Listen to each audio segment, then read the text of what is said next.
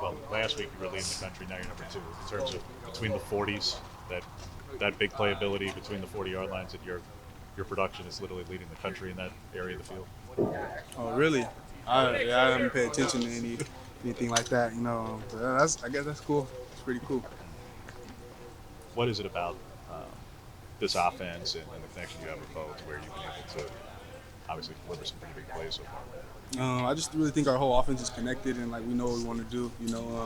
And also we just prepare a lot the week before, or days before the game. So I think just knowing what we're going to do Saturday and just getting a lot of reps in gives us like confidence to go out there and do what we do.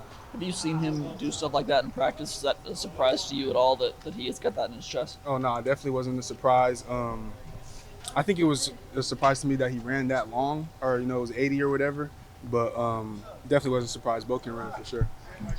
With the exception of Georgia and obviously Washington State, how important is it for this offense to get off to a fast start and sort of build that early lead? Wait, sorry, one more time? With the exception of Georgia and Washington State, how important is it for you guys to get off to a fast start, especially on the offensive end? I think it's very important. It just helps our whole team as a whole. It gives our defense confidence and things like that, and then we're just feeling good going into the game. So, yeah. With Bo, how impressed have you been through 5 games so far with what your expectations were for him as your quarterback and what he's actually produced? Very. Our offense is pretty, up there, with other, high-powered offenses or whatever. So I think we're doing pretty good, and he's doing a good job leading us. What is your perception on how Dillingham's offense has really played out in the field? You guys saw it all summer, you saw it in fall camp, but now you actually see it in practice. Yeah, it's playing out really well. And I think, everybody likes it way better than, what they're used to or whatever. Yeah, so for sure. What do you feel like this offense can still grow? Definitely, we can always grow. Just the little things, maybe like just little penalties, things like that. I would say, blocking on the perimeter a little bit better. And just little things, just adjusting to things, on the go. So, yeah. Your toe tap catch, just the highlights of that. What were your thoughts when kind of looking back at that?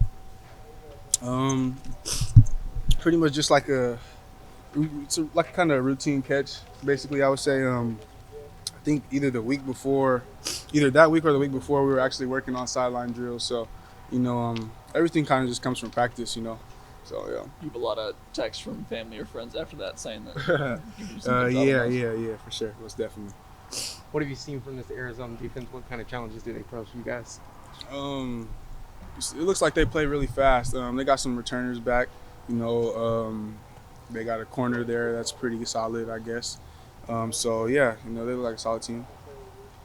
Kyrie Kelly for Stanford, obviously one of the best corners in the league. What was that matchup like? What was that experience? It was actually pretty fun. We didn't really talk too much, but, we got our few reps in before he got injured or whatever the case was. But, yeah, it was pretty cool. How does working with Gonzo every day in practice, I know you guys got a lot of good corners, but Gonzo in particular, how does that prepare you for just Saturdays? Definitely, it prepares me a lot. I definitely think Gonzo is one of the best corners in the conference, or if not college football. So, working with the best every day just gives me the confidence to go out there and know that, no one else can mess with me. I'm going against the best every day. So you're probably not facing a lot of guys more physical. Exactly, you feel me? So, yeah. Talked about getting stronger in the offseason too. Does that help you go up against Gonzo in practice? Most definitely, yeah. I'm not gonna lie. In the spring, it was way different than what it was in the fall. So when I got more weight and things on, things kind of started falling in place a little more for me. But most definitely, strength helped a lot. Christian's, he's quiet when he gets in front of the cameras, but we've seen him talk a little bit during games. Does he talk trash during practice? Do you?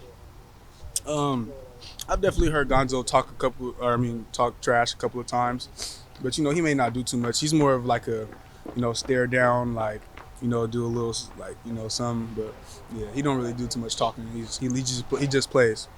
Dan said yesterday that with the penalties that you guys were taking accountability for all of them in practice. What does that look like out there on the field? Yeah, so basically we just have this new rule, man. Anybody who's getting a pre-snap penalty or a penalty, during the game, they're just gonna go out. Somebody else is gonna go in for them, and then they have to do a certain amount of Updowns, just for a disciplinary thing. So, yeah, you feel like it's helping so far? Do you think most definitely, yeah. I think today we really didn't have any penalties. If we did, we probably had one or something. But yeah, I didn't really see any yellow flags out there today. That was after 10 penalties in our game from Saturday. So yeah, that's pretty good. They have to go out before practice and do the updowns. Nah, it'll be like during practice, so that they'll go out and then somebody else come in for them, and then they'll just go right back in after they're done. Gotcha. Yeah. You make him do up downs during the game? Oh nah. They get a pass, man. They get a pass.